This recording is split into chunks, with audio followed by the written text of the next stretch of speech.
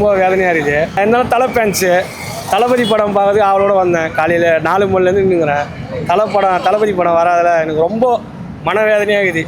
ஆமாங்க, படம் ரிலீஸ் ஆகலைங்க. என்னன்னு தெரில. எங்கள் தலைவரை பற்றி என்னென்ன சொல்கிறதுன்னு தெரில. தலைவரை பேசவே தெரில ப்ரோ. ரொம்ப வருத்தம் தான் ப்ரோ. நான்லாம் தலை ஃபேன் ப்ரோ. ஆனால் ஜனநாயகன் வரும் ரொம்ப வெயிட் பண்ணியிருந்தேன். சிறிது ரொம்ப வெயிட்டிங் ப்ரோ. ஜனநாயகனுக்கு தான் லாஸ்ட் மூவி வேறு. ஃபஸ்ட்டு கஷ்டமாக தான் இருந்தது. இப்போ ஓகே, இப்போ தான் இது ரிலீஸ் பண்ணுறாங்கல்ல, எப்போ இருந்தாலும் ஓகே தான், பார்த்துக்கலாம். நடக்கிறது தானே, ஆல்ரெடி எக்ஸ்பெக்ட் பண்ணது தான். அதனால அவர் பொங்கல்னா பயங்கர இருக்கும்னு சொல்லிட்டு தான் ரிலீஸ் பண்ண நினச்சாங்க. இப்போ அது முடியலங்கும் போது அதுக்கப்புறம் ரிலீஸ் பண்ணாங்கன்னா எப்படி அந்த ஜனநாயகம்? நீ 10:30 மேலே தானே இன்னைக்கு கோர்ட்டில் இது ஆக போகுது. இன்னைக்கு தான் தெரியும் என்னான்ட்டு. இதுமாதிரி தான் பார்க்கணும். இல்லை, அது ஒரு விஜய் ரசிகருக்கு வந்து அது ஒரு பின்னடைவு தான். பின்னடைவுன்னா என்ன சொல்கிறது, அவங்களுக்கு ஒரு கஷ்டமாக இருக்கும். இது மாதிரி வரலையே, படம் வரலையே, தளபதி படம் வரலையே. நிறைய பேர், ஈவன் நான் கூட வந்து அஜித் ரசிகர் தான் இருந்தாலும் நான் விஜய் படத்துக்கோசம் நானும் வெயிட் பண்ணுறேன். பட் ஆனால் வரல.